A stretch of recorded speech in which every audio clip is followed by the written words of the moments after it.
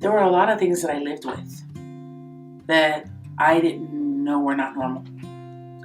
I lived with fear. I lived with anxiety. I lived with a lot of pain, a lot of hurt. And I thought that was normal. I just thought that those were feelings that you dealt with and that's who you were. Then I went through healing. And through the healing process, we realized where the root of that was. The root of that was in things that I hadn't even done. Things that I had nothing to do with. They were generational. The Bible says the iniquities of the parents will go down 3 and 4 generations. And I'm a prime example of the iniquity of the parents going down the generations. I had to deal with things that my parents had done, that my grandparents had done, things that they had lived through. One of the strongest examples of things that they had lived through was leaving Cuba. Well, what happened is because of the regime, the families got split apart. In the healing, one of the things that triggered the most, that was the strongest, was the Castro regime. When I had to go in and forgive what had happened and anything that my family or I had partnered with, that was one of the hardest things I dealt with.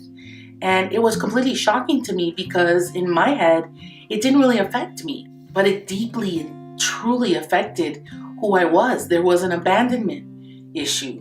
There was a separation issue. There was fear. There was so many things wrapped up with that one thing that I didn't think had affected me at all. But through inner healing, I realized that something that happened to my mom and dad completely affected the core of who I was. And now I'm free of that. I grew up in a church that loved Jesus. I grew up in a church that worshiped him. I saw miracles growing up. That was a normal part of my life.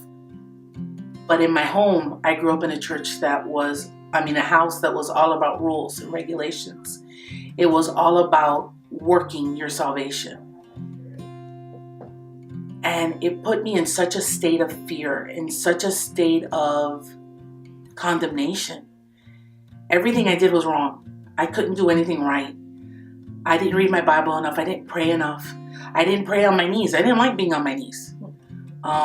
So since I prayed standing up or lying down, that was wrong. You had to pray on your knees. The God that I was taught at home had a 2x4 behind the door waiting for me to mess up just so he can hit me and punish me. And through this process, I've learned that not only is he not behind the door with a 2x4 to hit me, he's there to comfort me.